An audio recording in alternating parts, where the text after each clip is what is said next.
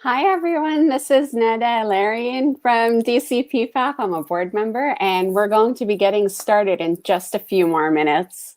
So hopefully you've got your ingredient lists and your mise en place all set up as we cook along with Nadia in just a couple.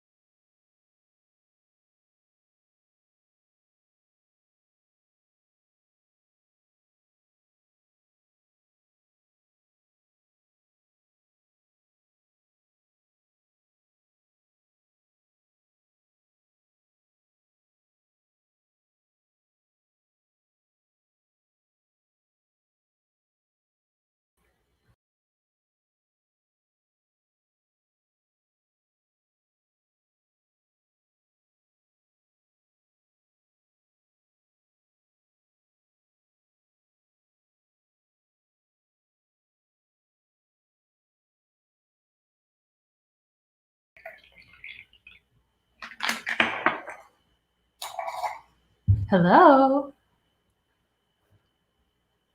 Hi, Nadia. Hi, Nadia. How are you? Oh, I'm so good. Happy Sunday. Happy Sunday. I'm so excited. I wish I could, cook along with you as you're going to be cooking today, but I'm going to be rewatching the Facebook and YouTube stream so that I can cook along later with all of the things that you're going to be cooking today. Thank you for joining us. Oh gosh, thank you so much for having me. Thanks to everybody tuning in. So Great. See y'all. Yeah. We have a few things that you can start to prep if you're going to be cooking along with us. I can tell you to start getting a pot of water boiling on the stove so that we can blanch our greens. And also, if you want to start washing your vegetables, and I pre-diced my onions. So if you want to take 3 onions, dice them all, one of them like very, very, very finely, and then the other 2 kind of roughly finely. Got this one waiting in the fridge for me. So this is my red onion, very, very, very finely diced. So you can start doing a little bit of that. And optional for your garlic, I'm going to roast some of my garlic for the mtabbal. So I'm going to do like a combination of raw and roasted garlic. So if you would like to start preheating your oven so that you can roast some garlic, you can start doing that. We're going to get started on things soon. That's awesome. So Nadia, before we get started, I didn't do a proper introduction at all. So I'm really excited for you to join us. And Nadia, for folks who are new fans of Nadia's, they have a Instagram channel, Nadia Diaspora. And could you tell us a little bit more about how that got started and what was your inspiration for it? Yeah, so I started, I've had a YouTube channel for a really long time, and I started 3 or 4 years ago. It was in 2016. I had just been wanting to try making a cooking video. So I had gotten really into making a lot of Palestinian food because I just felt really far away from my family when I moved away. And it was really important to me to learn these dishes. And I became kind of obsessive with it. And then I just felt like sharing a recipe and sort of just trying it for fun. So I brought my friend Sarah over and we shot a video for Fatit Batinjan, which is eggplant fatit, and put it up on YouTube. And it was just so much fun. And I was just continued to do those for the next couple of years, just here and there, but not super regularly. But in the past year, I started uploading those on Instagram as well, and more regularly posting recipes. And the response has been amazing. And it just brings me so much joy to share these recipes and share more so like recipes and also just methods. A lot of this is very intuitive and changes depending on your taste. Every household makes things a little bit differently, and I think that's just so beautiful. So I've been making these recipe videos for a few years now, and it's just my joy. It's been really fun going on this little journey and sharing with everyone. So yeah. That's so amazing, and we're already getting some comments. So if you want to say hello to Nadia, or if you have any questions for them, please go ahead and type them into the chat. So Michael, thanks for this comment. He says your kitchen is amazing. Thank you so much. It's been a good space. It's been a really fun, good space to work in. Yeah.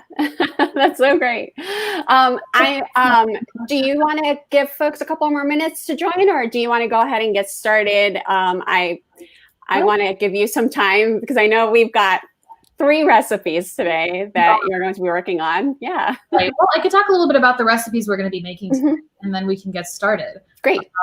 Just to give a couple people who are cooking time to get in. So today we're going to be making 3 things.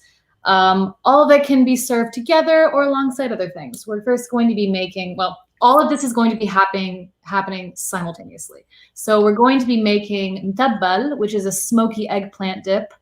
It's like baba ganoush, but it has a little more garlic, and it's more smoky. Like, because we're going to actually cook the eggplant right in the fire on the gas stove. So if you don't have a gas stove, you can also roast your eggplant, and it'll still be great and delicious. We're also going to be making a shepherd's salad, and call it a shepherd's salad because it's made in all over the region in many different countries and places. Everybody has a different kind of version of this, but it's just a really light, really refreshing salad that's great for breakfast. It has tomatoes, cucumbers, onions, mint, lemon, and then you can add a bunch of other things depending on what you have or what you like. And in my family, we call it Yesma's salad, salat Yesma, because it's her favorite. It's like she's known for it. So I'm making a version today that maybe is not exactly how she makes it, but again, it switches. It's really flexible to you. And we're going to be making hindbe, which is a traditional saute of dandelion greens with onions, and it's really, really good. But especially dandelions have so much nutritional value, and I don't think, it's traditional to eat them in Palestine, but we don't really think to eat them a lot of the times in other places. Like, it's thought of as a weed, but dandelions are so healthy. They have so many vitamins. You can forage them in your backyard or wherever. The roots are also have so many medicinal qualities. So we're going to make a little bit of that, and it's just really simple and a great side dish to put alongside things, or just start cooking with dandelions. Like, they're great. I've been enjoying them so much. So those are the 3 things we're going to make today. And I can get started, I guess, if it's time. Yeah, I'm going to mute myself, and I'm going to make the screen so it's all about you. But I'll be here, and if anyone has any questions, please type them out into the comments or the chat, and we will ask Nadia throughout. Yes, I will stay with y'all. All right, so let's get started. The first thing I want to do is get a few of the things that are going to take the longest amount of time to start. So we're going to need to cook down our beautiful dandelion greens. Look at mine. They're very big and beautiful. Look at these. I foraged them. So these, we're going to first off put them in a bowl with some water and lemon juice, and I also just put the rinds of the lemons. This helps, it helps take away some of the bitterness, and just gives them a little bit of a freshness. If you were doing the same thing with not dandelion greens, you wouldn't necessarily need to do this, but it's a nice thing to do. So I'm just going to throw these in here and then just get some cold water on them. It's okay that they're kind of sticking out. Like, we're just going to soak them a little bit in some cold lemon water, which will take just a moment to fill. And then I am going to do something that you don't necessarily have to do, but for the mtabbal, we use lots of garlic in it, right? So what I'm going to do is actually roast some of the garlic. You can do it with just raw garlic, but it adds a little bit of a complexity of flavor if you do a combination of roasted and raw. So this is full, great. So we're just gonna let this sit for like 10 or so minutes, and it's just gonna soak in that lemony water. And then I'm gonna take a few garlic cloves. So for your tabbal, you can put 1 garlic clove, you can put 2 or 3. How do you like your garlic? You know, if you like it to be very strong and you like to taste a lot of garlic in something, then you can put a little bit more. So I personally am going to put 2 and like a little baby one in this. Don't want to overpower it with garlic, but I do want a strong garlic flavor. So I'm just going to get one of my garlic cloves roasting in the oven. Just chop a little root off. And I've got this nifty little, where is it? A garlic roaster here. You can just wrap it in tin foil or something and put it right in the oven like this. I'm gonna put a little bit of salt and olive oil on it. You just wanna make sure it's covered, because if it's exposed to air, then it'll start to get like, if you get that kind of chewiness, it'll start to dry up. We don't want that. We really just want it to be moist and buttery. So actually, I'm gonna put 2 garlic cloves in the oven. So again, you don't have to do this. If you wanna just go with raw, it's great, but I would like to try this today. So salt, olive oil, good stuff. The oven is at 400 degrees, so I'm just gonna put it in there. Let it sit. We've got that going now. Now, the next thing that's gonna take a good amount of time is the onions. So we have a saute of onions and dandelion greens. The onions are typically browned. I like to get them as dark as I can, like caramelized if I can. So I have pre-chopped some onions here, 2 onions. Probably going to use all of it, we'll see. And I'm using a cast iron skillet over here. So let me bring you to it and show you. So I'm just gonna start sauteing these because they are going to take a lot of time to saute. I will show it to you in a moment. So I'm just heating up my skillet and gets hot pretty quickly. And then once it's hot, I'm gonna put the onions in and start to get them sauteed. With a little bit of salt. You don't necessarily have to use oil if you're using cast iron, like you're not supposed to have to. I'm probably going to go without oil for a little bit, and then I will maybe add a little bit later on. But once that gets hot, we'll throw in our onions. And these are going to reduce down a lot, right? Like these are going to become really, really soft and caramelized and brown. So I'm going to keep the heat high for a little bit just so they can start to really reduce down. And you want to put a few good pinches of salt, which is going to help the liquid release from the onions.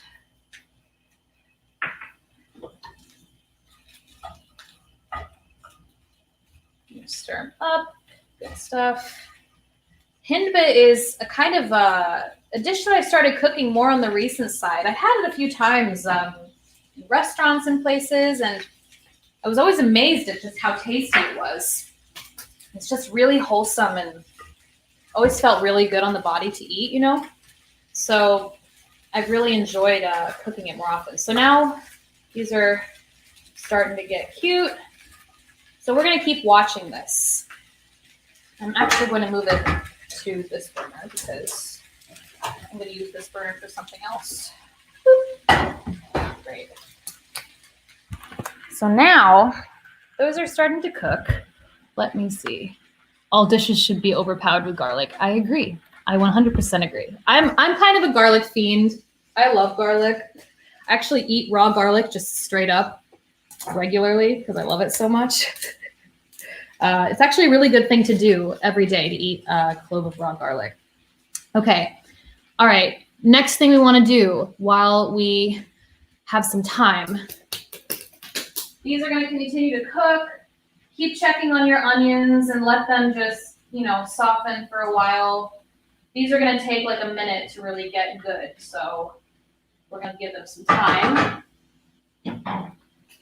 So the next thing that I would like to start doing is cooking the eggplant, because that can take an amount of time depending on how big your eggplant is. So I have a couple of beautiful little ones here that I pulled up from our garden yesterday. So they're very happy, very fresh. And you can chop off the very top root here, the stem, and peel back all of the leaves here. And we're going to cook this directly in the fire. So the way that we're going to do this is, if you have a gas stove, you're just going to put it right on, and the fire is going to cook it. The skin's going to begin to blacken and get really crispy, but we're not going to eat the skin. So don't worry about burning the skin. We're just going to let it cook and get really, really, really soft on the inside. And then we'll pull it off and we'll scoop the insides out. So depending on how big your eggplant is, this could take a very short time or it could take a long time. So we want to get started on that so we have time to let it cool. Yes. So something you want to do here is just puncture it with a knife a bunch of times. When you do that, it's going to really help it to cook faster and release its liquid. So you can just make these little incisions all along, especially in the thickest parts of the eggplant. All along it.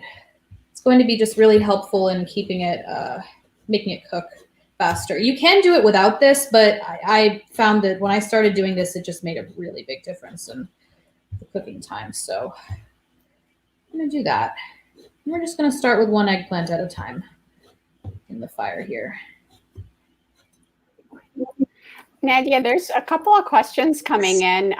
First, for me, actually, we upgraded our stove and we no longer have a gas stove, and it broke my heart and my mom's heart because, you know, you could like roast your pita, you could do so much on there.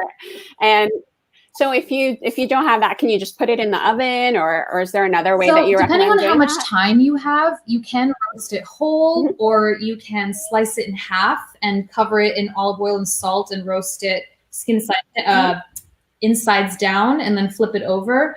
You also can, for the sake of time, just chop it into small pieces, toss it with a little bit of oil and salt, and then roast it until it's like really soft and buttery, the way that it's going to become this way.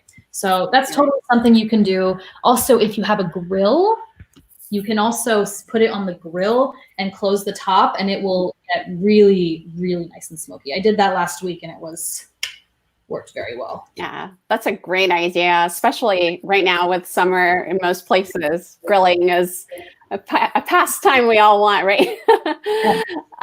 Questions people have? Yeah, and another question is actually about the dandelions, and this is from Nadia. How do you feel about their designation as a weed?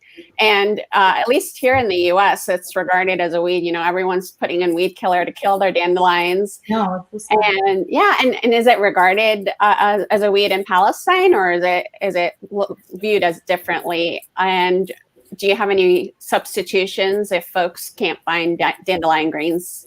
For sure. So, you know, I mean, here it's considered a weed because it's not sightly on the perfect green suburban lawn to have things growing, you know, like it really comes from that like perfection of needing like that pretty perfect green lawn, but also like that pretty perfect green lawn is not what's natural. Like that's not what exists in the natural world.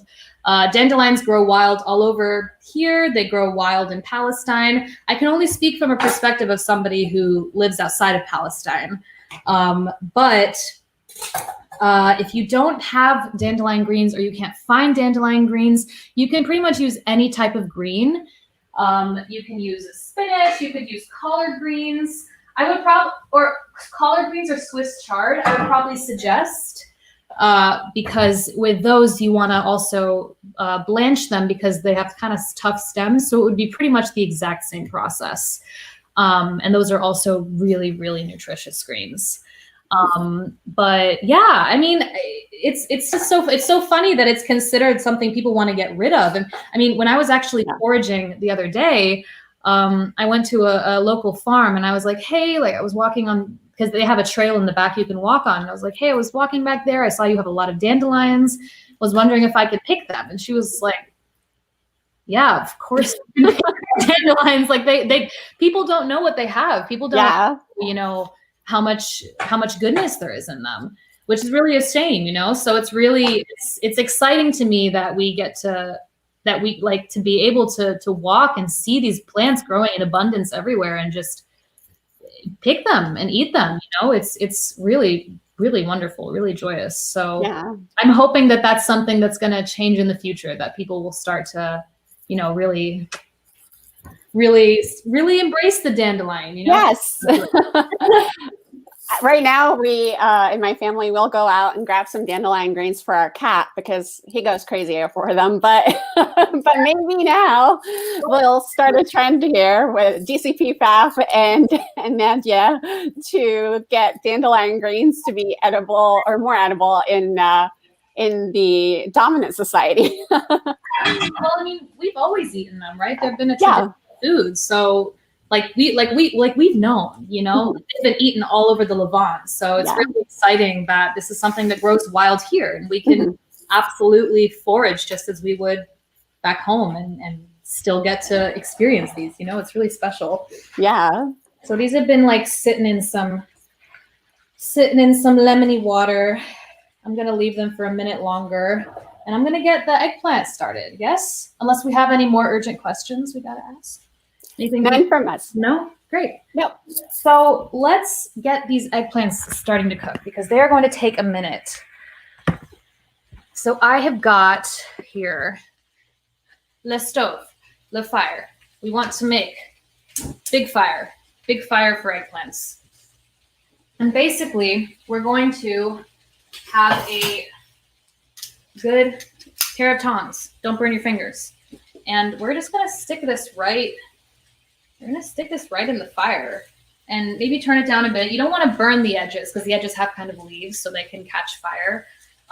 But in fact, I'm going to try fitting both of them here. No, JK. I'm going to use 2 burners. If you have a larger eggplant, give this a try still, especially if you puncture holes. You should be able to cook it like this. So we're just going to let them sit for a while. And this, you really want to monitor it because as soon as it starts to cook, it's going to start to release its juices and starts to like drip a little bit. So we're going to watch this really well. We're also watching the onions, which are starting to reduce. Here, I'll give you a view of that. So the onions are starting to reduce, and they're just going to keep on cooking down until they're as dark and as brown as possible. Basically going to leave them until the very last moment that we have to move on. But I really like to let them get very almost caramelized. You know, that's kind of the vibe here. But these eggplants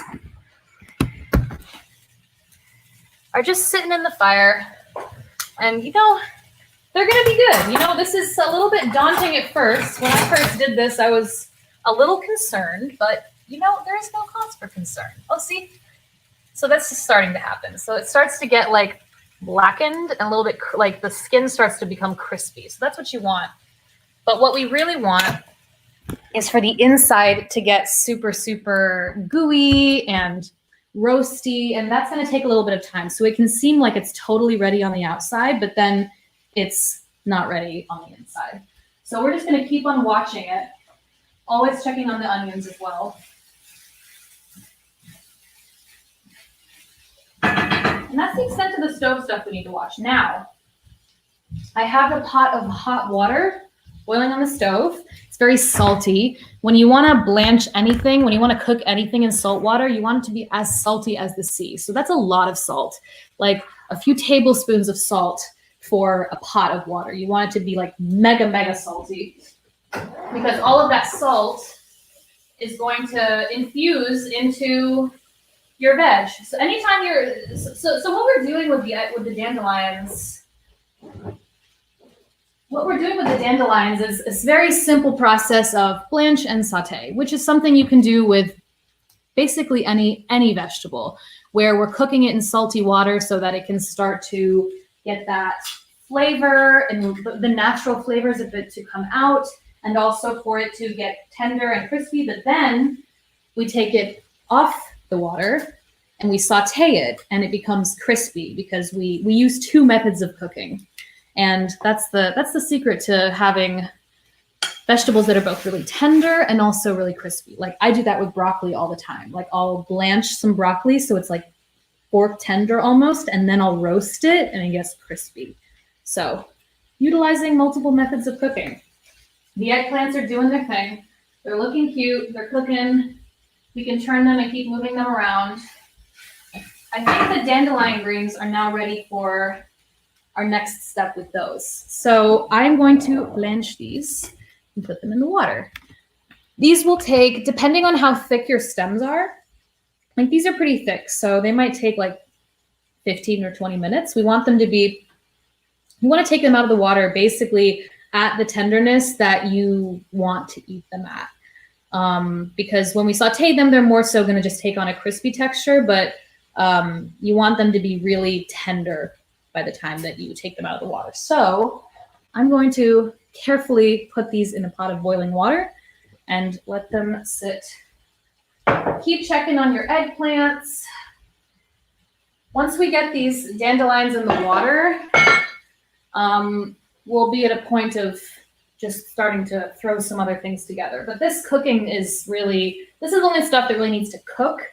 And we want to get this out of the way, get it started so that everything can cool and we can move on. So we continue. We put the greens in the water.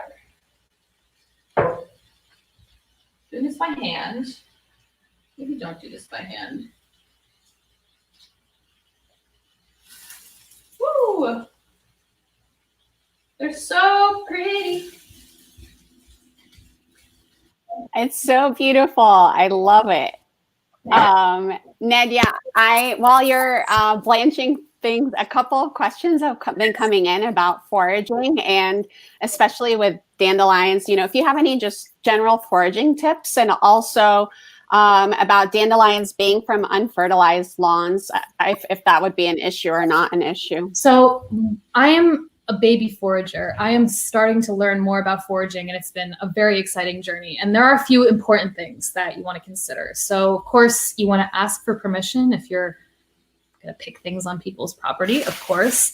And you want to make sure that the dandelions you're picking haven't been on any place that's sprayed with any pesticides or chemicals. Like you want to make sure it's really clean. Because you know, you kind of never know, and it's important to check the sources of where they are. But dandelions have they have a very specific look to their leaves, so you can spot them pretty easily. I'll take another one out here so we can look at it. Like the leaves have these kind of, they have these cute little like ridges on them, like they're kind of spiky, and they stick up in these little like shoots like this. The time I'm picking them at the end of the summer now, so there's not really any flowers anymore, but you can spot them by these leaves. And when you dig them up, you can just pull them up, but I highly suggest digging them around and taking the roots as well, because the roots are extremely healthy. They have so many nutritional benefits. I have been making tea with them. I actually dug up a whole bunch recently, and I'm going to dry them out and use them in all different things. Dandelion root is a really, really, really great thing to have. So you want to just, you want to just take a look in your area, take a look in your yard, look for them, and just make sure that wherever you pick them, they are clean and not in any type of chemically treated land. I've been really enjoying following this lovely chef and forager, Alexis. Her name is Black Forager on Instagram. She's sharing so much amazing wisdom about foraging. Like I'm learning a lot from her right now, all about different plants and what things you can eat, plants that look like other plants that you can't eat. It's definitely something that you want to, you want to know what you're doing. You want to read up and learn more about it. Dandelions are super, super easy though, and they grow commonly everywhere. But like, I wouldn't want to pick dandelions that I found like on the sidewalk, probably, because you just don't know what's been there. Like, consider it. You're going to eat this. You're going to put this in your body. So really be considerate about where it comes from and how it's been treated and how it's been raised, So, absolutely. Yeah. so All right. I'm going to mute myself again so that you can carry on with the cooking. Yeah. And I can always chat while I'm doing these things. Just gotta always be checking. Always be checking on these, especially on the eggplants. So the eggplants are starting to be very, very cute here. They're starting to get nice and blackened, which is nice. We like that very much. Yeah. And actually, there is a question about roasting eggplant. For sure. And Shanann asked, why don't you slow roast the eggplants, or does it give a better flavor if you char them on the stove? I love the flavor that it gives when you char them on the stove or when you grill them and you smoke them. They just get a lot more of a deep kind of smoky is kind of the best word I can give, like flavor. Slow roasting is of course wonderful. Today I don't have time for slow roasting. We're trying to kind of put these things together in a shorter amount of time. So I'm using something that will take a little bit less time and also maybe show you another method of cooking them. But I love slow roasting eggplants. I mean, I love doing that. And that would also be a really great way to do this. You don't necessarily need to cook them on the stove. You really just want them to get that buttery soft texture, right? You want them to go beyond the point where people kind of don't like eggplant texture of it being like kind of rubbery or something. You want it to get past that point to this really soft place that is so, so good. So you can absolutely do that. And if you have the time, I encourage it. It's easier. Like you don't have to think about it. You throw it in the oven and it's going to be just hanging and done for a little while. But this is a fun little method that I learned that makes me feel like my sitbo in my kitchen, honestly. Like I love getting to put things right on the fire. It's just a great way to get to cook. So, I can show you actually that these are beginning to do that thing. So if you can see here,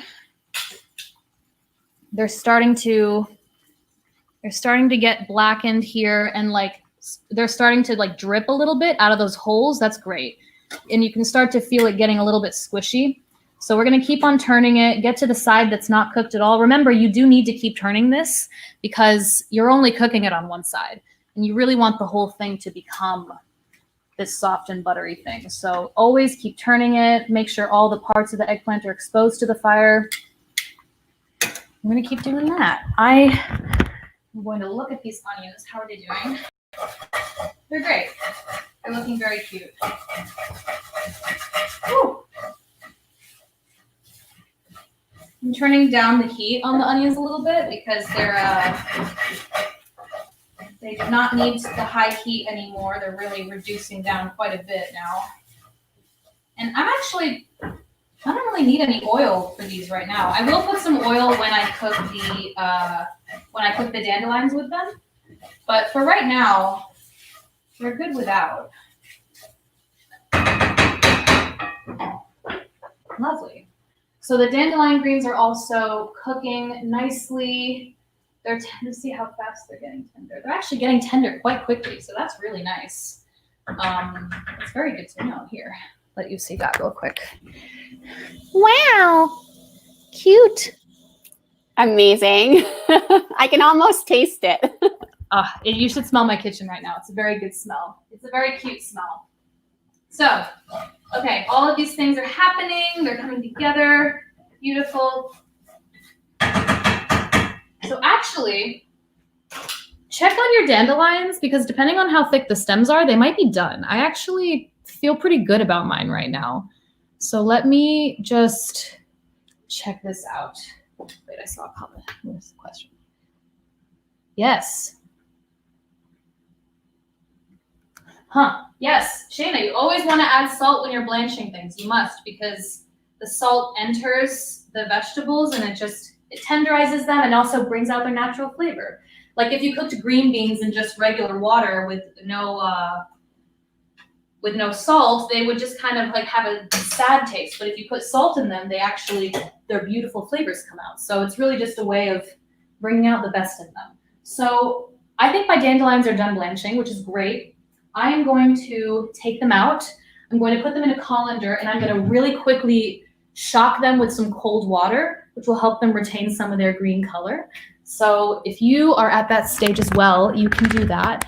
And yeah, if we have any other questions while I'm doing this, I can answer. I'm just gonna get these off the heat and have them ready for our next steps. That happens so quickly, isn't that nice? It sounds amazing. Yeah, and I'm also surprised because you were saying, the thicker the stem, the longer it'll take. But I guess those dandelions are excited to get eaten later. Yeah. Well, normally I do it a lot with like really thick Swiss chard and collared stems, and those can take normally they'll take me 20 minutes. Yeah. But one time it took literally an hour and a half for them to become not rubbery and just easy to bite. So but these are very small and very tender, so that's perfect. So I'm gonna take these out. And Nadia, while you're doing that, we did get a question on Facebook from Dalal. She asks, can you tell us more about how you began foraging, and what did you forage when you first began? Honestly, this is I'm really new to foraging for myself. I started with dandelions. I started with doing a lot of dandelions. Also, though, I'm starting to discover there's a few other things that you can easily eat, such as daylilies, which are not Palestinian specific, but they grow a lot in the northeastern part of the U.S. We have them growing in my yard. I see them all along the sides of the street. And so these are the lilies that are orange. You can't eat any other lily. Like if you buy colorful lilies from a florist or something, you cannot eat those. You can only eat these orange ones that grow wild. And apparently you can eat the entire plant. With the flowers, you can take off and use in a salad or something and eat them raw. And the buds, before they open as flowers, you can grill like asparagus. You can actually roast or grill them, and they're really, really tasty. Have a little bit more of a light, I was about to say flowery, but a less grassy taste than asparagus. They're really, really good. But this is something kind of new for me because I've been based in New York, and I don't really do any foraging out here, mostly because of nervousness of wanting to pull things off the street.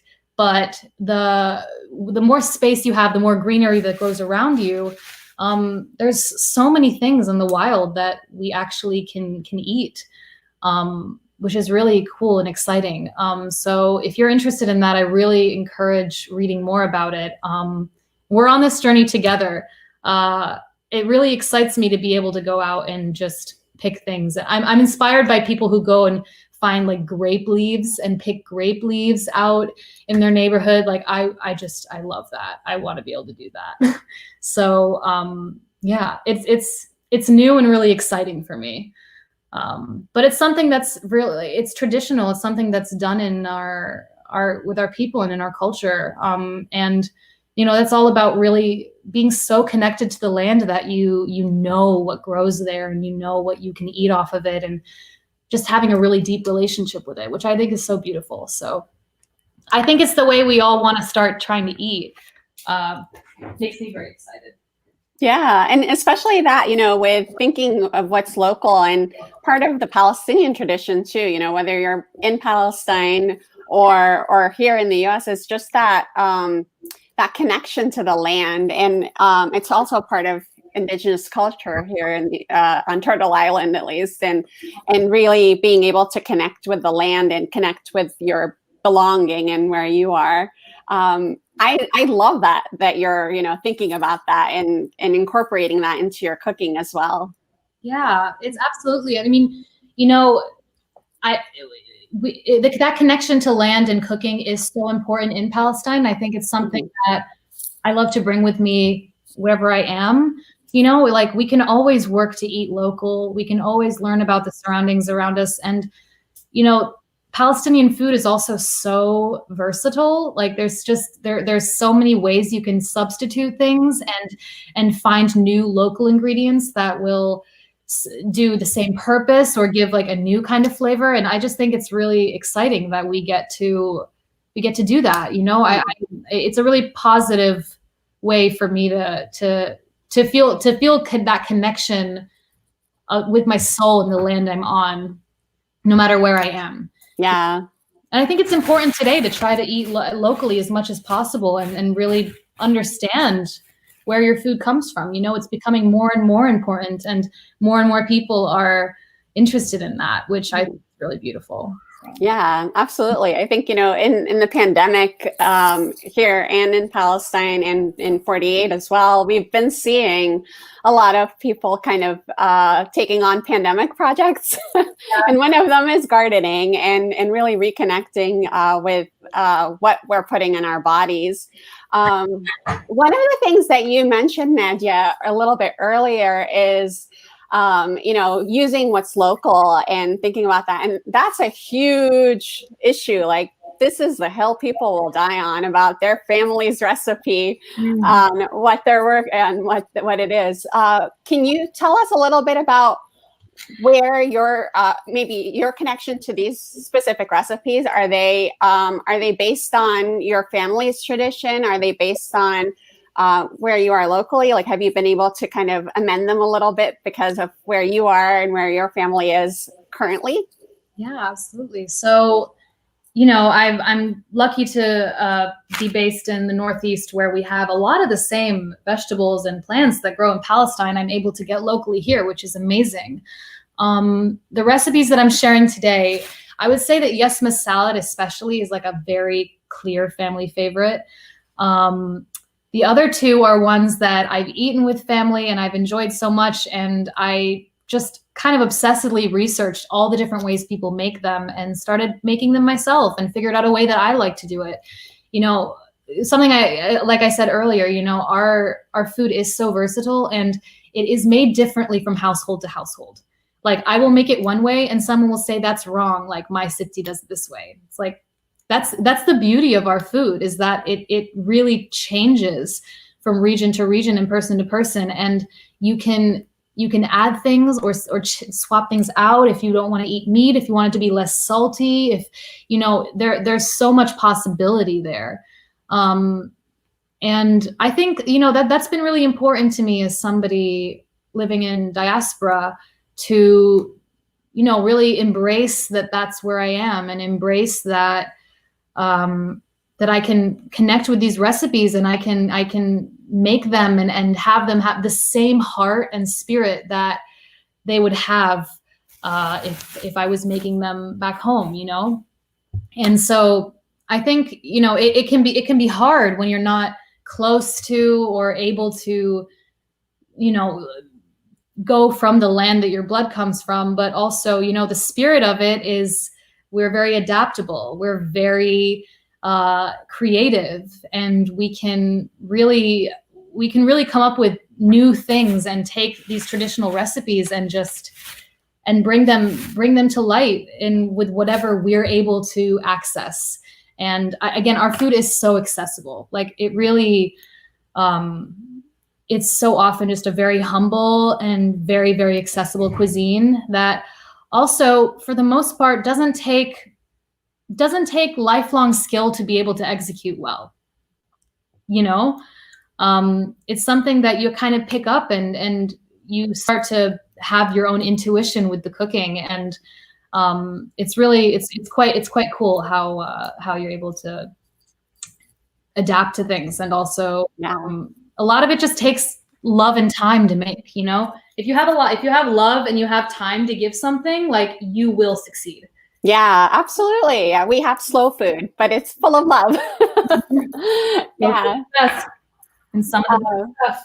Yeah, and there's a few comments coming in, a great conversation about how our food is really great for vegan diets as well, and how it's plant-based, you know, and so it's really easy to adapt it and take out the meat or put in a different protein for that. That's so true. My brother and my sister-in-law were strict vegans for a really long time. My mom came up with great recipes to kind of redo that. Yes, it's really, it's so true. Like so much of our food is vegetable based. And, you know, of course, there are some dishes where the meat is really, really a star. But for the most part, we are some of the most vegan friendly food. There's like you can very, very easily substitute so many things. Like you can automatically throw chickpeas in place of meat, like at any point, and that's great. I am also a fan of Beyond Meat. If I want to make like macaroni bil laban with like lahme mafrume, or if I want to make like warad dawali or something, anything stuffed, like it's a really good alternative. Yeah. Because it's not, it doesn't have gluten. It's not wheat based. It's pea protein based. So it actually like, it feels good to eat. Like my body thinks, and it's like, okay, no, this is real food, you know? Yeah. But yeah, I mean, I also just make a lot of things and don't miss the meat. Like I make a lot of vegetarian matlubas, which at first there were many people who were like, matluba without meat. And it's like, I know. without meat. Like my favorite dish. Yeah. But sometimes, yeah, you don't miss it at all. Yeah. And so I think I'm going to go offline again so that you can have the full screen, but I'll check in a little bit with any questions. Please do keep the questions coming in on Facebook and YouTube. Just type them into the comments and we'll get to them. Yes. Absolutely. And we are getting to a point of moving on to some exciting things.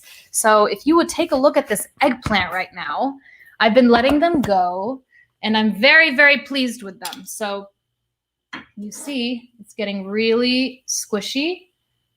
The top here is basically cooked. I'm just leaving it for like a minute or two. You know what? Actually, I'm going to turn this heat really, really low. I'm going to take it off soon. This one is needing just a little bit longer. It's definitely getting there. But when you start picking it up and it like squishes with liquid, you're great. So I'm going to put one of these. This one feels like it's basically done. So I'm going to, so if you take it and it's like squishy all over, you can basically pull the juice out of it. The very end of it looks like it could use like another second, but it's pretty close here. But once it starts to basically like start to melt on the fire, you know that you're good. Yeah, that's good. And then this one, I'll just turn this off and let it start cooking here. This one, the very top looks like it could use just a bit more time, but you see here, the very top of it is like just a little, like this is not cooked right here. So I would like this top part to cook more so I can get as much of the flesh as possible. The onions are looking very happy. That's how I want them to look. And so I think it's a good moment to start chopping things for our salad. As that finishes up, the onions are ready for us to start doing the greens, which are going to take minutes to do. Great. So we're going to start making Yesma's shepherd salad. So I'm going to keep watching this just to make sure it doesn't burn.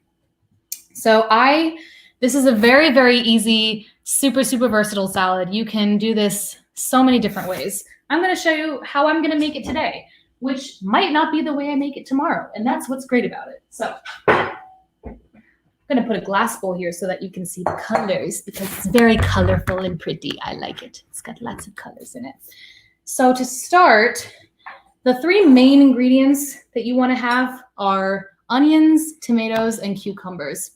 Although sometimes I leave cucumbers out. Yesma likes us to leave cucumbers out sometimes. So I've already finely diced a red onion.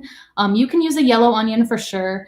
I use a red one just for the color, just because I felt like it today, but it's great with white onions as well. And the key to this salad is that everything is in really, really tiny pieces. Like I finely diced this onion. You really want, especially those three main elements, to be in these really like sweet little dices. It's very pretty. It's very uniform. So as uniform as you can. So I'm going to throw this in here. And I'm going to chop my cucumbers. So I'm going to use about 3 Persian cucumbers, I think, today. Persian cucumbers are nice because I think they taste better than the really long ones. Their skins are also really tender. They're not really tough, so you can eat them as well. I'm a fan. This is how I like to eat them. So all I'm going to do is chop them in half and do some straight lines along them. And then just dice them as well as I can. And this is not like super fancy, but you know, you want to have these nice tiny little bites here. You can do that with all of your cucumbers.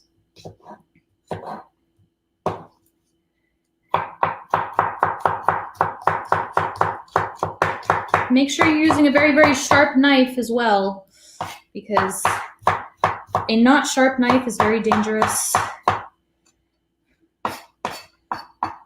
If you think that you have a bad knife, it's probably not because you have a bad knife. It's probably because you haven't sharpened it. I use one of these really cheap little tools like this. It gets the job done. It's not as good as a professional sharpener, yes, true, but it gets the job done and it works. It's much better than not sharpening your knife at all. So gonna get these 3 in, and of course the ratios are up to you. So if you just love cucumbers so much and you want more, put more. Again, you know, I think this salad is made in many different, you know, cultures and spaces around the Levant. So it kind of just depends on your taste and what you would like. So we're gonna get these nice and chopped. Also, take a quick hot second to check out this boy. Okay, he's doing great. He's doing great. We're so proud of him and his accomplishments. He's doing a great job. I love this salad so much. It reminds me of being in Amman. It's one of the most comforting things. And I love it. I make it all the time, honestly. I make it most weeknights if I want to. But also it's ideally for breakfast, but it's great during the evening as well. So, beep, beep, beep. Last cucumber here.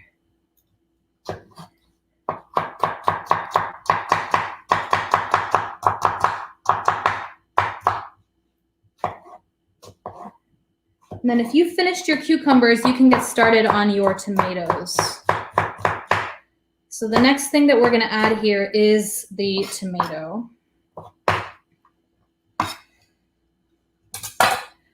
And if you're using, you can be using regular tomatoes or you can be using the cherry tomatoes. I'm going to use these because I love the colors and they're just cute and small and really, really sweet.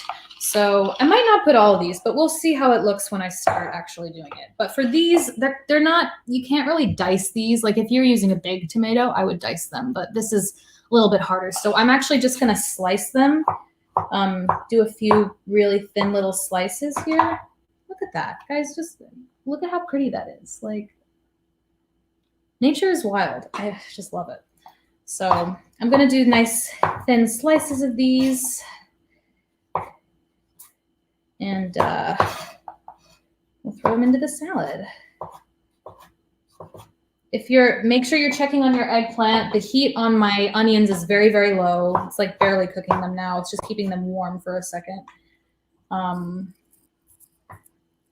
But hey, how you doing? Just cook it. I just made a little sound. I want to make sure the top is cooked. That's why I'm leaving it just a little bit longer. But I'm excited. These are very happy eggplants from my garden, so I think they're going to be full of lovely flavor. Whew. Love this salad. Let's see. Oh. Nadia, there's a couple of comments coming in that I thought you would enjoy. Michael on YouTube says, I'm going to have to stand that tomato. True story. You're going to have to what? Stand that tomato. Yes, yeah. And that? It's green.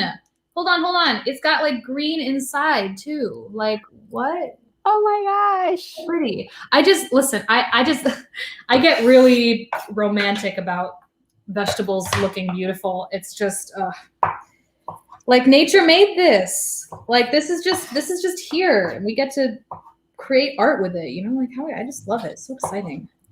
Yeah, it's beautiful. And Leanne on YouTube also asks about if you could tell us a little bit more about the versatility of the ingredients you're using today. I know the eggplant is so incredibly versatile, and Palestinians cook them in so many different ways. That's true. It's my favorite vegetable. Oh, I love eggplants so much. Yeah. I do so much with eggplants. I mean, today we're making it into a dip. One of my favorite things, which was the first recipe I ever shared, is Blanching, which is just roasted eggplant topped with garlic yogurt and then pita chips or crispy pita bread on top. So good. I mean, I would say most of the time when I'm doing eggplants, I'm roasting them. Like that's kind of just the foolproof way of getting them super mushy and just delicious. You can also slice them in chunks and you can roast them for a little bit and then you can fry them and they're these like crispy bits. Of course, the Italians do that as well. But are you talking about the versatility of the salad that I'm doing? Like which ingredients you can leave out? You can basically leave out, so that the simplest form of this salad is going to be tomatoes, onions, olive oil, lemon juice, dried mint, and salt. And that's it. That's like the simplest version of this. That is very tasty. Really just a great side along to anything. But if you want to make it a little bit more hearty, want to add some more things, I love cucumbers. Always love cucumbers. And also to spice up the flavor a little bit, I really like to add, yeah, that's good. Okay, so I left these. I'll eat them later. But this is where we're at right now. But then in addition, there are a few things that you can add if you like, that I like to do. For instance, green onions, scallions are beautiful in this. They just add this incredible freshness.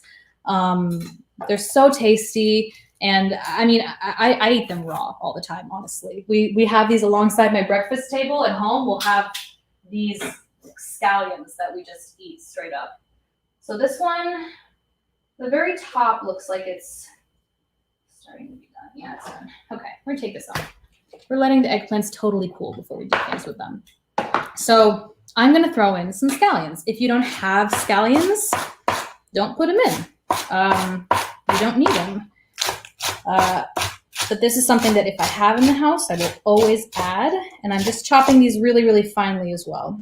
And by the way, if you didn't know, these bottoms here, you can stick in a glass of water in the windowsill and just like put water up to like this point, like right before the white changes. And then it will grow a new green onion for you. I was doing this in the windowsill recently and I was able to grow it back like twice, like little, like not like all the way, but you know, it would grow about that much. And then you have some fresh green onions you can add to things. I like that very much. I am also going to add to this some chives. If you don't have chives, totally fine. Again, you don't have to put really any of these ingredients, but I have chives and I think they're just a great complement. Also, if you have chives but you don't have green onions, that's also great. But I'm gonna really finely slice these. Yeah. Basically, all of these ingredients are things that you can get locally, which is really exciting. Food always tastes better when it hasn't like traveled a really long way to get to you. You know, it's a little happier because it's closer to its home, which is the ground. You know, it just didn't have to travel for a long time or wait for a long time for you to eat it, so it's happier. Okay, so we got this in there. And then I have, at this point you could stop, but I do have them, so I'm gonna throw them in here. This is also super not traditional to this salad, but I have some radishes, like some little baby radishes. And radishes are just really healthy and lovely. So I've already washed these. And I'm actually going to just do them in little half moons because they're so tiny. So if you have them, you can add them. If you don't worry about it. Not necessary. If you are roasting your garlic, by the way, I would check it out and see how it's doing at this point because it's been there for a long time. I think mine is probably all good. So I'm gonna pull it out. Oh, I smell it. Oh, it smells really nice. Oh, yeah.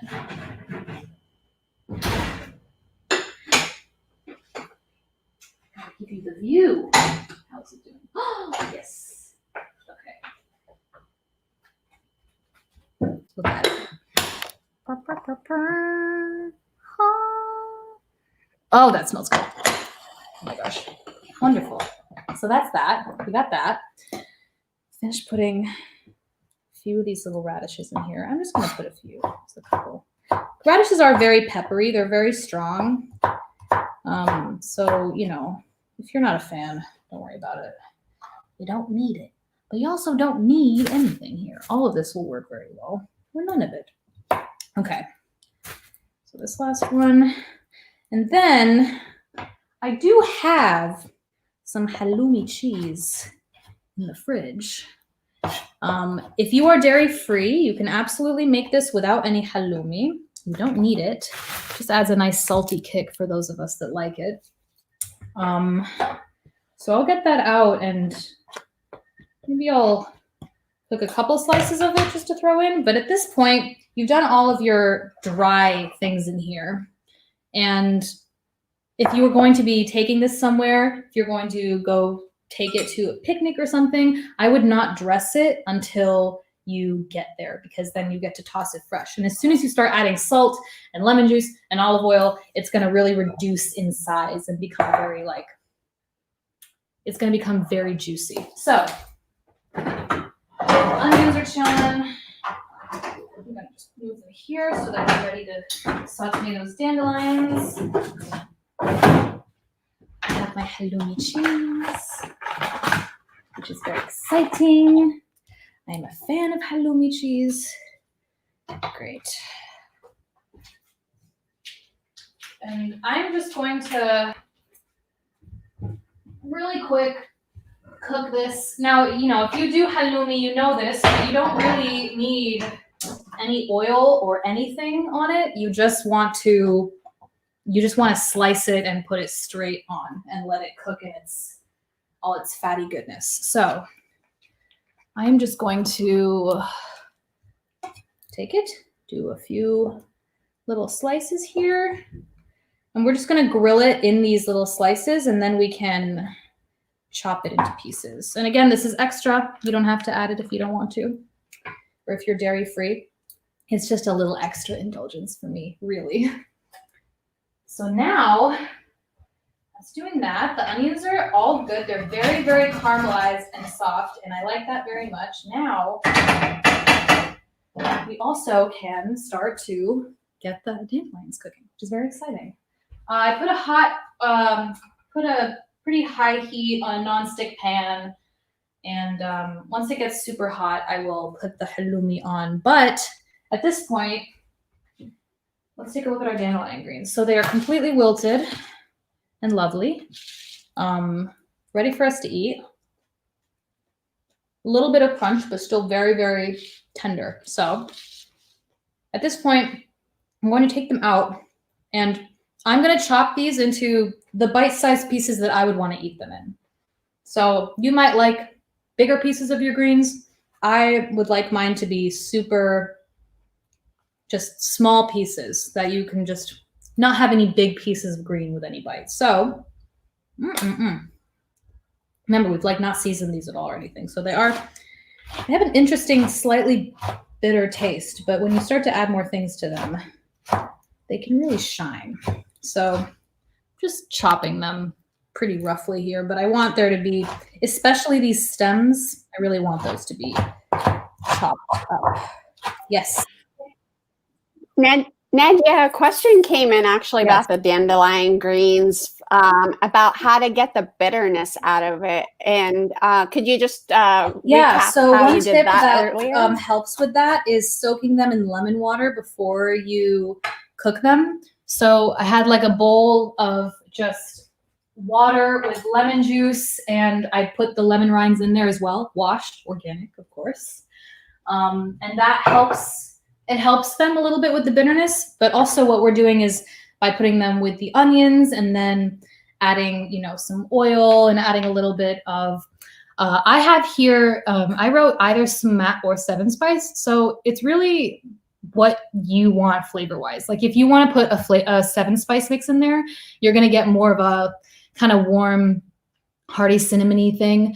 I'm going to be using those seven spice, I think, a little bit, which just gives it this kind of warm roundedness, which helps with the bitterness. But also, I would just say, they are a little bit bitter. That's kind of just their quality. So when it's something. It's kind of something to just like know when you make them, but also you can adapt to learn to really love the flavor. And when you actually complement it with sweet onions, it's quite, because they're so hearty and satisfying. The bitterness kind of falls away. But putting it in the lemon water does help quite a bit at the beginning. And of course, if you were doing this with any other type of green, you don't have to do that. But that is a tip that I learned that is really helpful with that particularly. Yeah, a great tip. And a couple of questions as you are wrapping up the salad. Yeah. A question from YouTube from Janan, actually. She asks, as a chef in the diaspora, do you find it difficult to practice or reconnect with Palestinian rituals, prayers, and sacrifices associated with food? Yes, it's tough, but also I try to really embrace the fact that I'm here as, where I'm meant to be at this moment. And I connect to those things in any way that I can. I have a beloved Syrian grocery store bakery that I love, and I get so many amazing ingredients and pre-prepared things from there, and just getting to go there and feel like I'm in a dukkan and like speak in Arabic with the shopkeeper and have that relationship, that for me is a ritual, that for me feels like I'm going back to my roots and connecting, and it's really sacred for me. Other parts of it, like the getting to go to a butcher and get a lamb and have lamb for Eid and incorporate the whole ritual of it. It's something that I miss and I want to be part of, and I want to experience so much, and I just haven't yet, but I know that it's in my future. But I feel like at the same time, it's not. I'm able to incorporate those rituals, and I'm able to incorporate that way of connecting with food in everything that I do. It's just a really conscious, intentional thing, and it's something you need to build for yourself, and you need to make a priority. But I believe that we can. Just finding those little moments and those little things that connect you to that food. And honestly, getting to cook these foods for others, getting to cook these foods for Westerners is just such a joy, because I just love people's reactions when they taste something and they can feel the heart that's put into it. And, they've never been to Palestine, but they can feel what it means and how much soul is put into the food. And they can actually feel that connection on the soul level. And I think that's really special and magical. So I try to focus on that, and look forward to when I get to also go and experience it back home as well. Inshallah, hopefully soon. No, it's absolutely true what you were saying, especially, I, for example, I didn't have the opportunity to go back to Palestine until 2016. And being able to, but I knew Palestine. It's not just a place, it's this feeling. Yeah. And it's through the food, through my family, through these ways of doing things. So I really love that this is something that you're able to offer. Hada's Food also says her accolades on Facebook. She says, been thinking about you since I learned about it. You had this dream years ago. Is this true? Tell us more. Yeah, I mean, it's something that has really, I've embraced and has really like developed into what feels like just what I'm meant to share and what I'm meant to do right now, and what I'm meant to share with people on the planet right now, you know. I've always been very food fixated. I've had a very interesting, all over the place. I used to be an extremely picky eater as a kid, actually, very, very, very picky. And Arabic food was almost the only thing that I would really be willing to eat. And, you know, I've just found so much healing and so much healing and really connection to myself through making these foods. And, you know, it's important to me.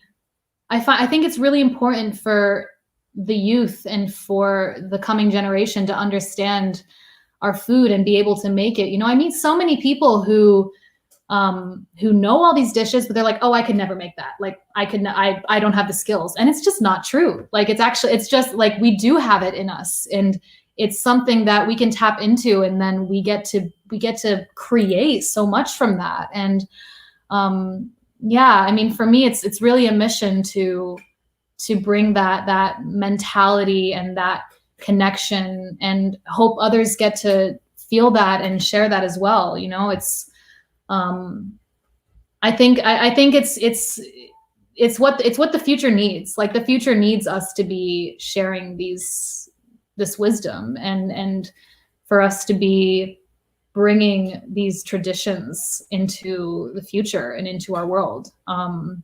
So this mission has unfolded itself to me over the past few years as really just important, and I feel honored that I get to do it, and that folks trust me to help bring them in to the food world, to this journey. Because like it just makes me the happiest person when I see people making the recipes I share. Like it just makes my day. It really, really does. Woo! Just so you know, I am cooking the halloumi and flipping it over here. It's getting nice and cooked and happy. And I think we can start cooking the hindbeh now. Great. I'd like to start doing that so that I can finish all the rest. All right. So, just because we were talking about halloumi, I want to close it out. Luqayya on YouTube says, halloumi is such a game changer as part of the meal. And she also asks, what's your favorite Palestinian dish? Of course, that's like an impossible like question. Who's your favorite kid? I have always been, two things I've always been obsessed with. Za'atar, obviously, doesn't really need to be explained. I am the Menaish fiend. And luqayya. Luqayya is one of my ultimate comforts. It just makes me, when I eat it, the feeling I have when I'm eating it and when it's entering my body is that I'm home and I'm safe. It's just and it's so nourishing also. It's one of the most crazily healthy things we have. And I've always been very partial to it. It's always been a favorite. Yeah. Naamen, I should say naamen, not in mishwara. No, I've like wara is fine. It's fine. But I prefer, I like the the frozen ones that come from the store. Yeah. All right, I'm gonna make you the full screen so that everyone could see this amazingness that you're cooking right now. Okay, so the onions are cooked and happy. I am going to start cooking the dandelions with them. So let's turn the heat back on. I am going to add some oil now because I think that's going to help with the dandelions getting crispy. I am using grapeseed oil. I like to use a pure cooking oil. I don't like to use canola oil or vegetable oil for anything. Grapeseed oil is a really nice high heat cooking oil. You can also use avocado oil or sunflower oil. So I'm just heating these up. And then once the pan I let them cool off a little bit because they were totally cooked. And then once they're totally heated up, I can add the hind bit. Let's take a look at this halloumi. It's done. It's great. Look at it. Happy days. It's a little bit burnt on one side, but I'll fix it. I got too excited talking to y'all. So I'm pulling these out, letting them cool down, turning off this heat, and then adding on our greens. So like I said before, this is really a matter of, it's blanching and sauteing, which is something you can do with any vegetable and any green to get it to be crispy or have the certain texture that you want. I have gotten in a habit of just getting a bunch of greens and blanching them at the beginning of the week so that they're cooked, and then I'll keep them in a Tupperware in the fridge, and I'll just pull them out and chop them and throw them in fried rice, or I'll roast them with something, or pretty much just take them and then cook them any way I want, but I'll already have them like tender and cooked the way I like them to, which is a very nice little trick. So I put this dandelion in, and now we're just gonna keep this on like a medium-high heat and let it cook.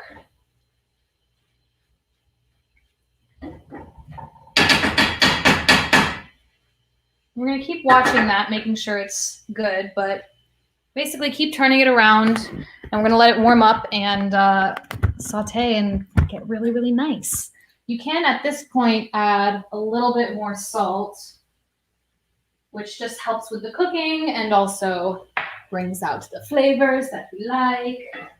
I don't cook with olive oil, by the way, because it's not good for high heat cooking. It smokes very easily, and then when olive oil gets smoky, it's not good. So, salad. Let's finish the salad. I have le salade. I'm going to add to it, I have some fried halloumi here, so let me just chop that into little pieces so that you just get these tiny little bites of cheese, which are very indulgent, like mega indulgent, and very nice, and a fave. And if you burn any, don't use the burnt part. We don't want to do that. How does it taste? Oh, it's great. It's so good. It's so good. All right. Put it here so you can see things. I'm just kind of really finely chopping this. And you can put as much halloumi if you want. If you want more, go ahead. So now we're going to make, what is the dressing? So I'm going to add to this some lemon juice. I think this is good.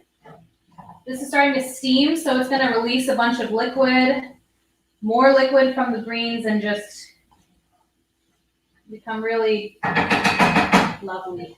Okay, so I'm going to add some lemon juice. I pre-juice my lemons. I like to keep a jar of lemon juice in the fridge, pre-squeezed. Very, very nice. I'm going to add maybe 2 tablespoons or so. Lemon juice is an important part of this. We're also going to add salt. Now, we haven't added any salt yet. I'm going to add a few, 1, 2 salt pinches. And then a very, very healthy glug of olive oil. Yes, because olive oil is king, truly, in all of these. We know this. And the most important spice element that I would say you want to add to this is dried mint. If you don't have any dried mint in your house, this is a big bag that I got from an Indian grocery store. You want to have dried mint because it just adds this incredible freshness to any salad you make. You can, of course, add fresh mint as well, but I like to add like a solid tablespoon of dried mint, maybe a little bit more. It's going to bring out just this amazing flavor here. And then you can begin to toss this together. I love these colors, just so pretty. So, so, so pretty. And at this point, you can also taste it, see if you want to add anything or take anything. Not take anything. See if you want to add anything. I love this salad because it's just so beautiful and colorful. Like, look at this. It's just so gorgeous. Oh, another thing that I mentioned that you could add to this if you would like is some parsley, which I didn't do, but I actually think I will do because I have it here washed. Parsley is incredibly healthy and really, really tasty in this. I'm going to just take the stems off. So I'm going to really finely mince this. If you don't have this, of course, don't worry. Some other things I like to add to this salad is if I have an avocado, I will add avocado to it. It gets like really fancy when you add avocado. It's quite good. Makes it very hearty and very filling. Like right now, this is very light, especially if you don't have the cheese. It's like you can eat endless bowls of this and you will be able to do it and feel good in your body. But if you add avocado, it makes it a little bit heartier.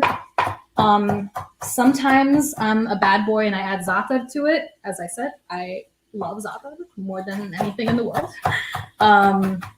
Za'atar, of course, is just amazingly flavorful and is going to add a whole nother level of flavor explosion, just a new dimension of flavor to this. So if you have that, feel free to add it if you want, or keep it simple. And also, I mean, if you wanted this really hearty, you could saute some chickpeas and add some chickpeas to this, or just have some cooked chickpeas. Then it's like a meal. But yeah, you really can't go wrong with this salad. And people love to eat big bowls of it. It just feels so good on the body to eat. So many just healthy things in here. So put that in there. Great.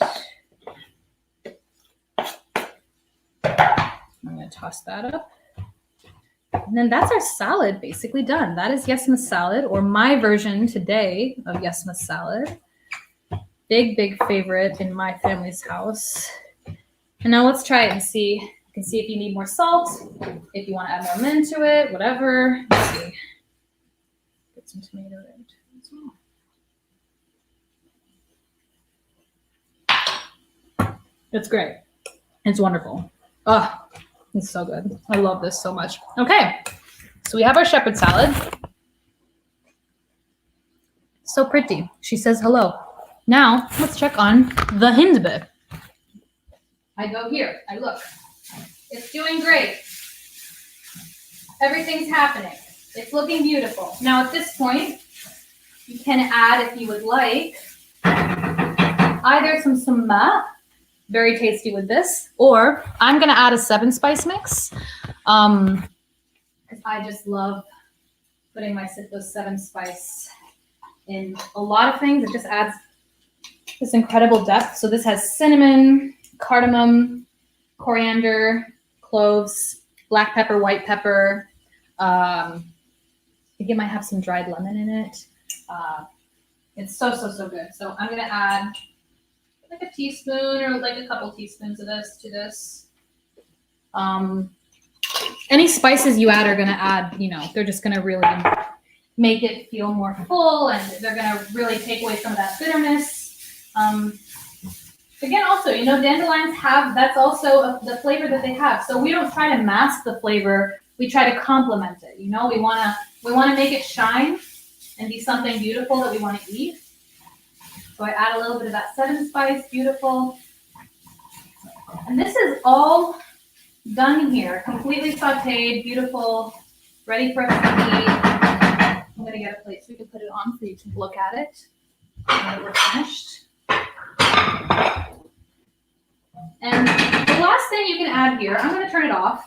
If you would like, pomegranate molasses is a pretty magical secret ingredient. I actually could add it to this salad. I don't want it to be very sweet, so I'm not going to today, but this is amazing in salads. And with the hindbeh, you can either have some pomegranate seeds if you would like, or add the tiniest bit, like the tiniest bit of this. So I'm going to put like a teaspoon-ish drop of this in there, and it's going to bring out just an incredible sweetness, which is also going to help with the bitterness. So adding here, I'll let you come see because gotta give you all the front row view. I know what I'm doing. Come over here. Okay. We're gonna just add like the smallest bit of this to here. Goopy. That's it. Not very much. Not very much at all. And just stir that in. This is looking really, really nice. So you can see. I mean, caramelized onions with anything are gonna be so good. So let's empty that out. And then we are almost done. I know these eggplants have been sitting for a long time, but they were too hot to touch. So we are gonna handle those after this.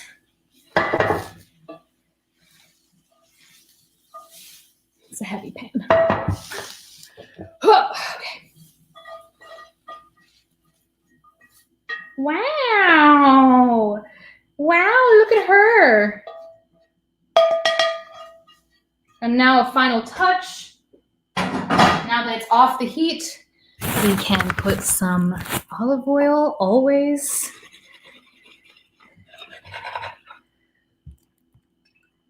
Let's drizzle some olive oil on there. And this is super, super hot, so I'm gonna let it sit for a second. Not gonna eat it right yet. But once it cools down, we will try it. Now the last thing we are making, we're still making some tabbal out here, so let's do that.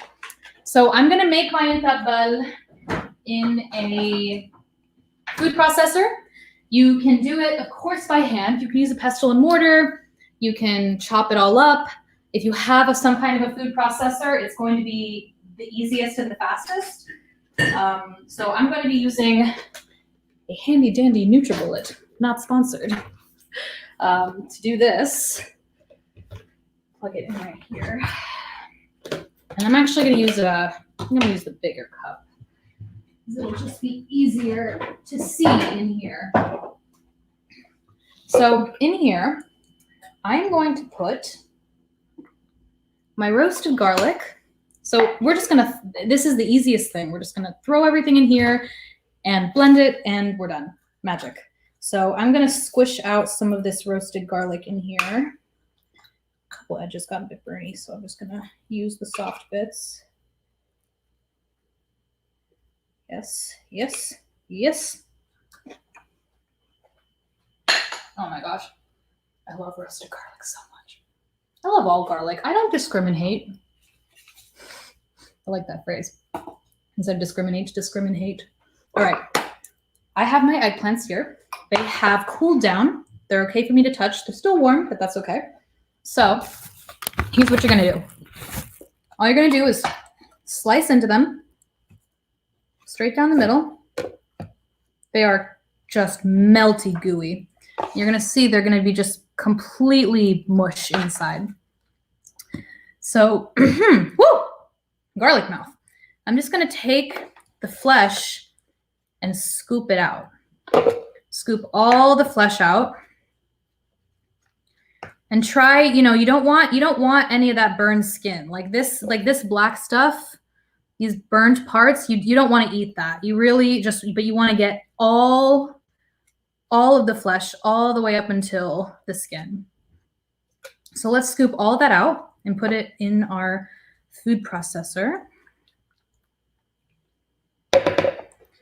Get as much as you can. See, like the top here had some bits that were not completely, they weren't completely mushed like these others, but just do your best. Get as much meat out of this as you possibly can.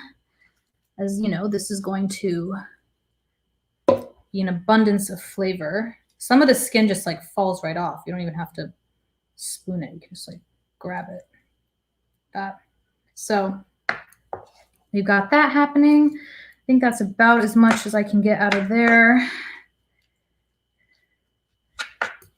Okay, put that one to the side. And we open up our second one. I just have some halloumi sitting right here. Open this up. Nice. Very nice.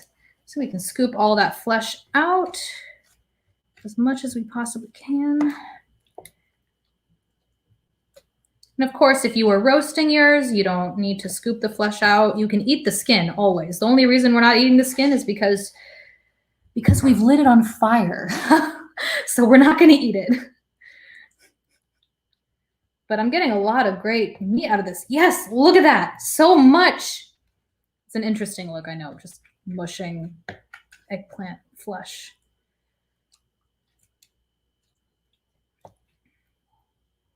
That.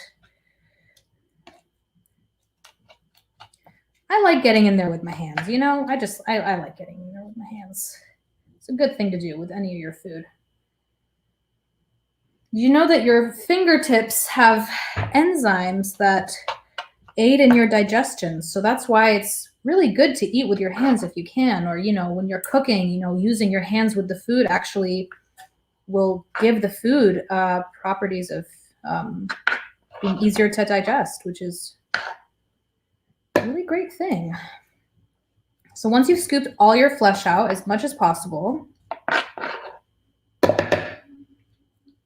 and these are tiny little eggplants, so it's actually not a crazy huge amount, but we're also not making a huge amount of them. We're making a nice little portion here for a couple of people. So other things you want to add to this: lemon juice. I'll be with you here. Add some lemon juice. And a couple tablespoons of lemon juice, always very good.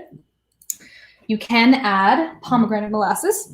Excuse me. You can add pomegranate molasses to this as well. But if you want it to be, you don't want it to be like too sweet though, right?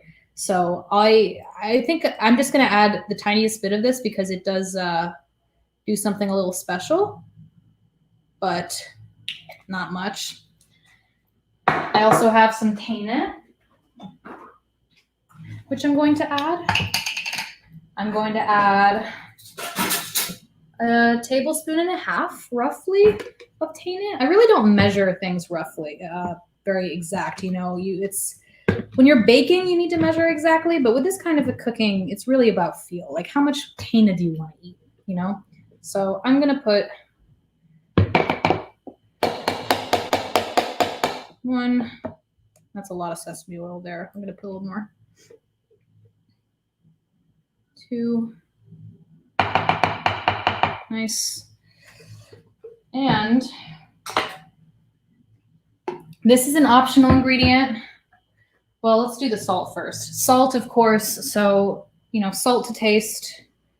I'm going to put a few healthy pinches of salt in here because it will bring out the flavor. And we will get a good amount of this to eat. And I'm going to add a little bit of yogurt. Now, of course, if you're plant-based, don't add yogurt. You don't need it. We do this in my family. My sister adds it to hummus even sometimes. I really like to add just a spoon of yogurt. It's very, very nice. Just adds a little creaminess, a little tang, but not a lot. Like, that's all I really want, because we don't want the yogurt to overpower the eggplant. That would be sad. Also, we don't want it to be too liquidy. And, of course, actually, I'm going to use a different olive oil for this. I have a little bit of olive oil from my family's farm in Palestine, which I keep and save specially for things. So we're going to add maybe like a quarter cup, a little less than a quarter cup of oil. But the olive oil is going to be a really, really special factor in this. It's going to make it very, very, very tasty. And once you've done that, if you want it to be a little spicy, you could add some black pepper or something. Actually, I think I will do that because I think it'll just be nice, but you don't have to add this. Just a few cracks of black pepper for a kick. You also could add some shatta to this if you want. If you have, it'll be nice and spicy. Or like chili paste. And basically, we have that. I could have put this in the smaller cup. I always overestimate how big of the cup I want. And we're just going to blend this up. So please excuse the noise.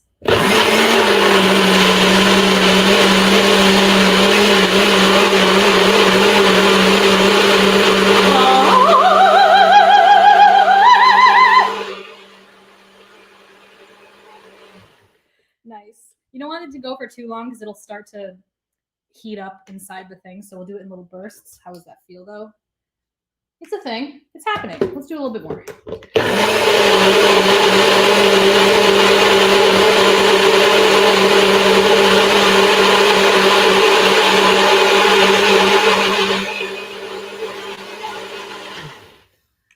Nice. Oh, hello. Okay, I'm gonna just try a little bit, see if I need anything. Oh no, that's very good. Ooh. Oh, I made a very good one today. Yum. So we can put this in a little dish of some kind to serve. I think I'm gonna do it in my little Palestini dish here. And then I'll save more in my Tupperware. Let's see how that looks. Sorry, giving y'all a view. Take a look at the view. Always scoop the blade as well. Don't let any of it be lost. Very nice. Oh, this is really good. I'm excited. The roasted garlic definitely adds something to this. Very, very, very, very nice. Let's see. Lovely. Don't worry, I'll make sure to scoop the rest of this later. I'm going to save it. And always scoop the blade as well because there's plenty on there as well. Do not forget. We'll clean that up as well. And you've got some dead bud. You can also add some parsley as a garnish to this, or I just realized I have a few extra chives. So let me just real quick do a little fancy chive situation. Parsley is definitely more traditional in terms of garnish. I got some chives. They look pretty. Art, plating, art, restaurant, bistro. And I'm gonna, of course, always, to everything you ever make, little bit of olive oil on top. So that's yummy. That's exciting. And we've got our hindbeh, which I can now try. So these are your 3 dishes, y'all. You've got these 3 beautiful things. And alongside this, if you had some pita bread, you could have some hummus, you know, anything you've got. Let's see. I am going to try the hindbeh and see how she turned out. Let's try it. Oh, I already know this onions are going to be so good with it. Let's see.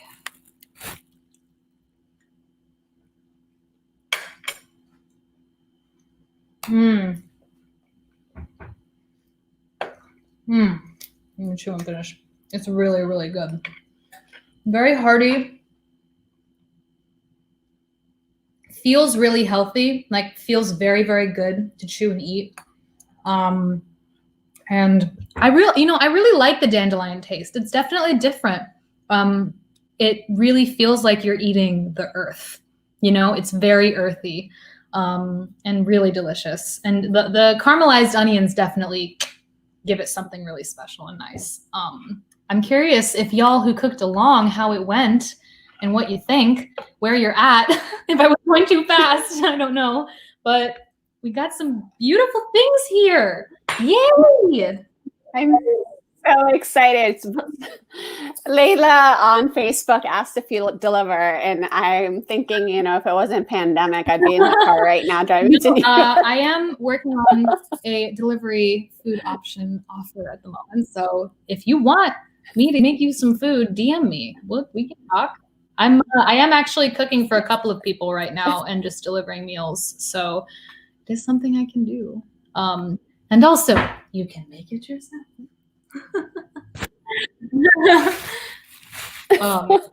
Fun.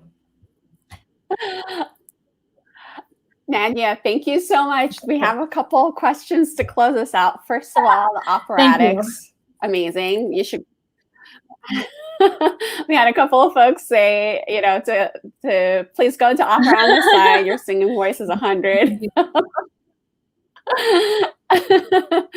And someone asked about your garlic yes. roasting Yeah, contraption. this is a thing I've had for a really long time. But it's really easy. So it's basically just this like clay pot. It's got a little garlic boy on the top. And what you can do is just put garlic right in there. I actually put mine in with the skins off, but really normally I would keep the skins on actually. And then all the garlic will mush right out. But yeah, it has a little hole in the top. I don't remember the exact brand of it, but if you look for a garlic roaster, I'm sure you'll find things very similar to this. But also, you don't need to use this. You can take parchment paper and aluminum foil, put the garlic in the middle, skin on, olive oil, salt, and then just wrap it all up like a little ball and put that in the oven. It will do the exact same thing. If you don't have one of these, it works perfectly. It's a very good way to do it. That's awesome. Yeah, that's how I roast garlic right now, but I'm definitely on the lookout for one of those garlic pots. Yeah. And a lot of discussion on YouTube and Facebook about the different greens and thinking about the roasted greens or the roasted dandelion greens they use versus others. There's discussion about malachia and cheeseweed. There's so many. Yeah, I don't know that one actually. I haven't heard of that weed before. Yeah, things we'll have to look into in the future. Of course, this method that we just did of just blanching and then sauteing with onions or itself is something you can do with any green. And it just makes life so easy to like blanch your greens at the beginning of the week or something, and then just take them and throw them in things throughout the week. I do that all the time. Yeah, you can totally do that with this as well. This is great. I know someone said that we're all hungry now. This is very true. Nadia,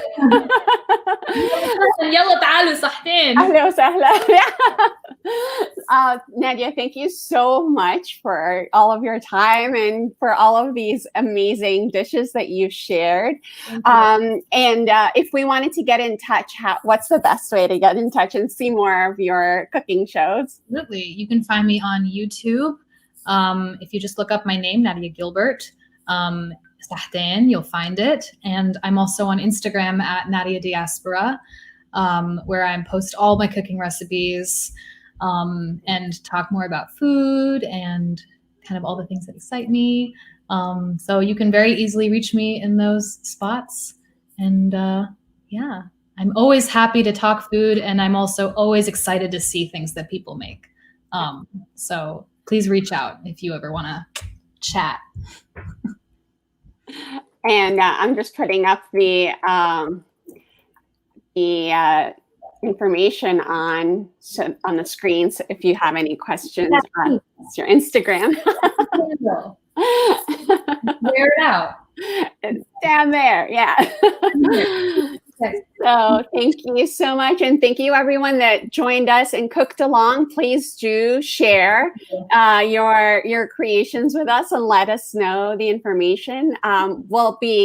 You can watch this again on Facebook or on YouTube. Just go to DCPFAF and search for us, and you can find that there. And next week, we will have a chef who is Afro-Palestinian and sharing what her family recipes are going to be. So we'll see you on Sunday at 2 p.m. Eastern. And, I guess it's like 11 a.m. California time. And thank you again. And if you have any questions or feedback or anything, please do get in touch with us at DCPFAF. Nadia, thank you so much. Any parting words for our audience? Go forth and cook, make things. The kitchen is a blank canvas for you to take. And this has been so lovely. Thank you so much for having me. It really makes me so happy to share these recipes with y'all. So I hope you enjoy. Thanks for having me. Thank you.